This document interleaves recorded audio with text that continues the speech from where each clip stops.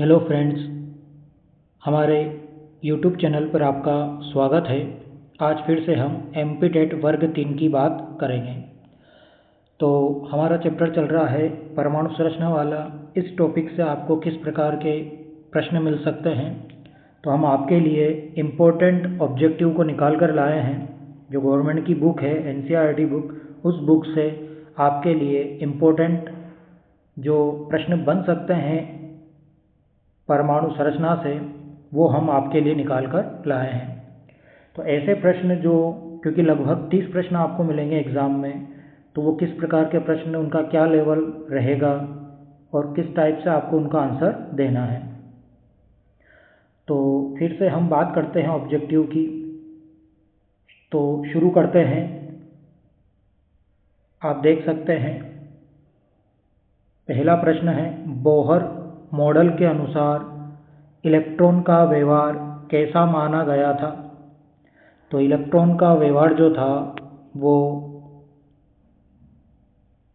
केवल कण जैसा माना गया था। तो सही आंसर होगा केवल कण। बी ऑप्शन इसका सही है। अगला प्रश्न है,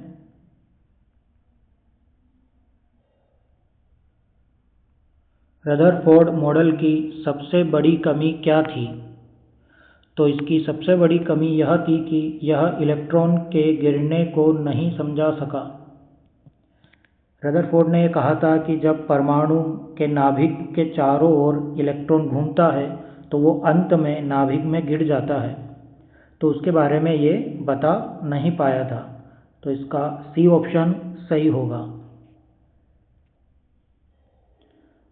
अगला प्रश्न है, रदरफोर्ड मॉडल के अनुसार इलेक्ट्रॉन नाभिक के चारों ओर घूमता है, फिर भी वह नाभिक में गिरता क्यों नहीं। इस समस्या को किसने स्पष्ट किया था। तो इसके बारे में बताया था बोहर ने। सी ऑप्शन इसका सही है। अगला प्रश्न है, रदरफोर्ड मॉडल के अनुसार यदि इलेक्ट्रॉन नाभिक के चारों ओर गति करता है तो वह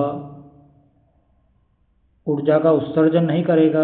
इसका बी ऑप्शन है, ऊर्जा का उत्सर्जन करेगा और अंत में नाभिक में गिर जाएगा। तो बी ऑप्शन इसका सही है। रदरफोर्ड ने बताया कि जो इलेक्ट्रॉन है वह इलेक्ट्रॉन ऊर्जा का उत्सर्जन करेगा और अंत में नाभिक में गिर जाएगा। अगला प्रश्न है, रदरफोर्ड मॉडल किस सिद्धांत का उल्लंघन करता है।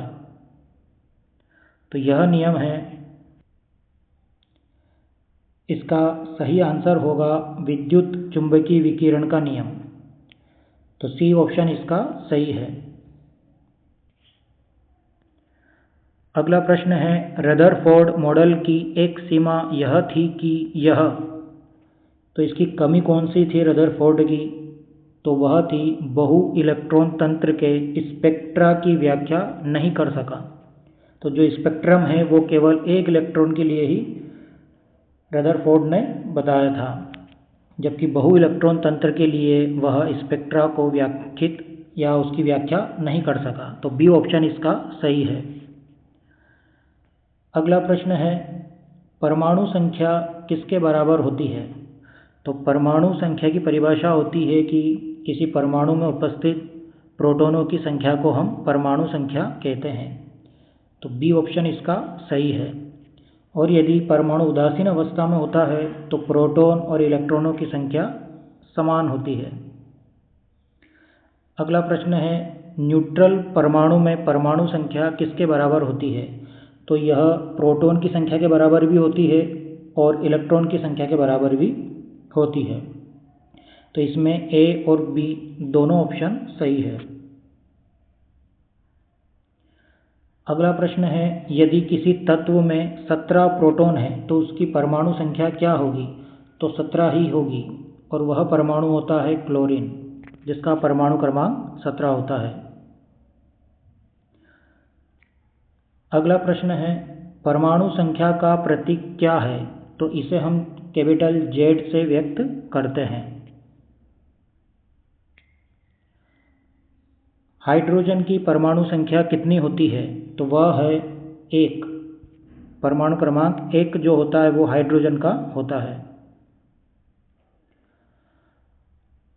अगला प्रश्न है द्रव्यमान संख्या किसके बराबर होती है? तो द्रव्यमान संख्या प्रोटॉन प्लस न्यूट्रॉनों की संख्याओं का योग होता है।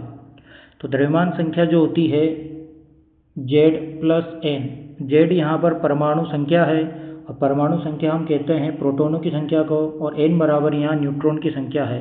तो जब प्रोटॉन और न्यूट्रॉन को हम जोड़ देते हैं तो हमें द्रव्यमान संख्या मिल जाती है। तो सही ऑप्शन होगा ए। अगला प्रश्न है यदि किसी तत्व की परमाणु संख्या 8 है तो वह कौन सा तत्व होगा? तो वह तत्व होगा ऑक्सीजन। तो परमाणु संख्या 8 जिसकी होती है उसका नाम है ऑक्सीजन, जबकि 7 जो होती है वो नाइट्रोजन होता है, जबकि 9 जो होती है वो फ्लोरीन होता है। तो यहाँ पर आप याद रखें कि ऑक्सीजन जो होता है वो O, उसका परमाणु क्रमांक 8 होता है, जबकि फ्लोरीन का 9 होता है, और जबकि नाइट्रोजन का 7 होता है।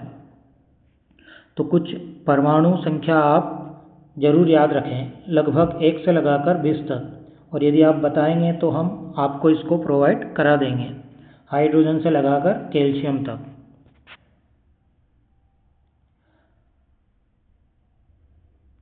अगला प्रश्न है परमाणु संख्या 12 किस तत्व की है? तो 12 जो होता है वो मैग्नीशियम का होता है। तो मैग्नीशियम का जो संकेत होता है वो होता है Mg। इसी प्रकार एल्यूमिनियम जो होता है, एल्यूमिनियम का 13 होता है, इसका संकेत Al होता है, परमाणु संख्या इसकी 13 होती है। इसके अलावा कैल्शियम जो होता है, कैल्शियम का Ca होता है, परमाणु क्रमांक इसका 20 होता है। और सोडियम जो होता है, सोडियम के लिए Na का उपयोग हम करते हैं, परमाणु संख्या इसकी 11 होती है। तो इस प्रकार इसका सही ऑप्शन जो होगा वो होगा मैग्नीशियम। अगला प्रश्न है परमाणु संख्या बदलने पर क्या बदलता है? तो जब परमाणु संख्या बदलेगी तो द्रव्यमान संख्या बदल जाती है, नाभिकीय आवेश बदल जाता है, समस्थानिक बदल जाता है। और ये तीनों ही पॉइंट जो है या तीनों ही जो ऑप्शन है ये तत्व के प्रकार पर निर्भर करते हैं। तो इसका बी ऑप्शन सही होगा। यदि तत्व का प्रकार बदल गया तो द्रव्यमान संख्या बदल जाएगी, नाभिकीय आवेश बदल जाएगा और समस्थानिक भी बदल जाएगा। तो इसका बी ऑप्शन सही होगा। अगला प्रश्न है यदि किसी परमाणु में 26 प्रोटॉन और 30 न्यूट्रॉन है तो उसकी परमाणु संख्या क्या होगी? तो हमें पता है जितने प्रोटॉन होता है या प्रोटॉन की संख्या जितनी होती है किसी परमाणु में, उसकी परमाणु संख्या वही होती है। तो हमें परमाणु संख्या बताना है, तो वह परमाणु संख्या होगी 26।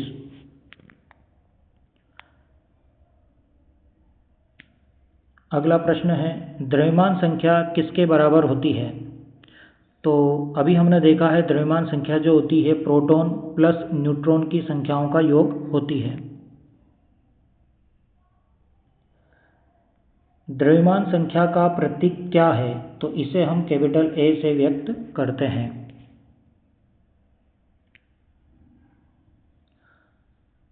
अगला प्रश्न है यदि किसी परमाणु में 6 प्रोटॉन हो और 6 न्यूट्रॉन हो तो उसकी द्रव्यमान संख्या क्या होगी? तो हम जानते हैं कि द्रव्यमान संख्या Z प्लस A होती है।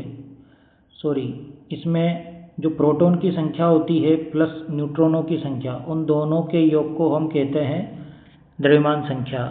तो 6 प्रोटॉन हैं और 6 न्यूट्रॉन हैं, तो वह संख्या होगी 12।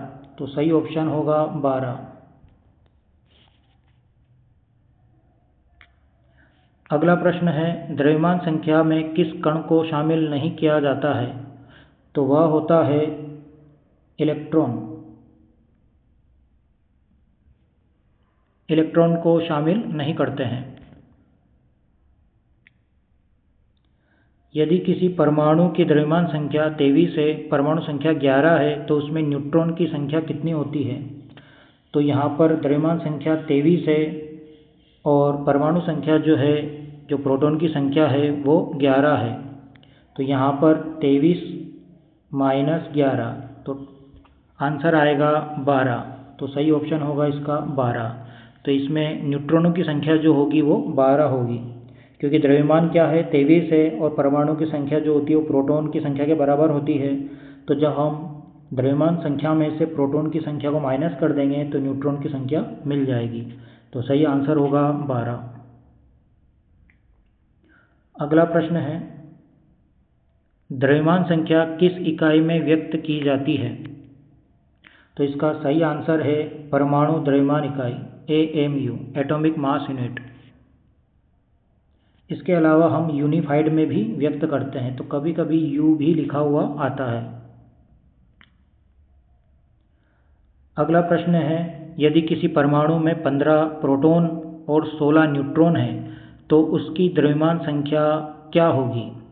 तो यहाँ पर प्रोटॉन और न्यूट्रॉन दोनों को हम जोड़ लेते हैं, जितना भी मान आएगा वही द्रव्यमान संख्या होगी। तो यहाँ पर जो 15 + 16 तो टोटल 31 होगा। तो सी ऑप्शन इसका सही है। अगला प्रश्न है, द्रव्यमान संख्या बदलने पर क्या होता है? वही रहता है पर समस्थानिक बन जाता है, बदल जाता है, नष्ट हो जाता है या रेडियोधर्मी हो जाता है? तो इसका सही आंसर होगा ए, वही रहता है पर समस्थानिक बन जाता है। तो द्रव्यमान संख्या बदलने पर तत्व वही रहता है लेकिन वह समस्थानिक बन जाता है, क्योंकि हम अगले वीडियो में समस्थानिक और समभारिक के ऑब्जेक्टिव को देखेंगे। तो इसके बाद अगला प्रश्न है, हाइड्रोजन का सबसे सामान्य समस्थानिक H1 जिसे हम प्रोटियम कहते हैं कि द्रव्यमान संख्या क्या है? तो इसका द्रव्यमान 1 होता है। तो पहला समस्थानिक है प्रोटियम, जबकि दूसरा समस्थानिक होता है ड्यूटेरियम, जबकि तीसरा होता है ट्रिटियम या ट्राइटियम भी हम उसे कहते हैं। तो इसमें द्रव्यमान संख्या जो होगी वो 1 होगी, जबकि जो दूसरा होता है ड्यूटेरियम उसकी द्रव्यमान संख्या 2 होगी और ट्रिटियम के लिए 3 होती है। 3 समस्थानिक होते हैं हाइड्रोजन के। यदि किसी तत्व की द्रव्यमान संख्या 40 और प्रोटॉन संख्या 20 है तो न्यूट्रॉन की संख्या क्या होगी? तो द्रव्यमान संख्या दी गई है 40 और प्रोटॉन की संख्या 20, तो 40 में से 20 घटा देते हैं हम, तो 20 हमको मिलेगा, तो ये न्यूट्रॉन की संख्या होगी। तो सही ऑप्शन होगा 20। तो आज हमने इम्पोर्टेंट ऑब्जेक्टिव को देखा है। ये ऐसे प्रश्न हैं जो आपको वर्ग 3 साइंस में जो केमिस्ट्री का पोर्शन दिया गया है उसमें से आपको प्रश्न मिल सकते हैं। तो ये इम्पोर्टेंट प्रश्न थे। अगले वीडियो में हम एटॉमिक स्ट्रक्चर से ही समस्थानिक समभारिक के कुछ इम्पोर्टेंट ऑब्जेक्टिव को लेकर आएंगे। इन ऑब्जेक्टिव को आप बार बार देखिए, समझने की कोशिश करिए, और यदि समझ में ना आए तो आप कमेंट्स बॉक्स में बता सकते हैं, हम इसके लिए भी आपके लिए वीडियो बना देंगे। तो आज के लिए इतना ही। वीडियो देखने के लिए बहुत बहुत धन्यवाद।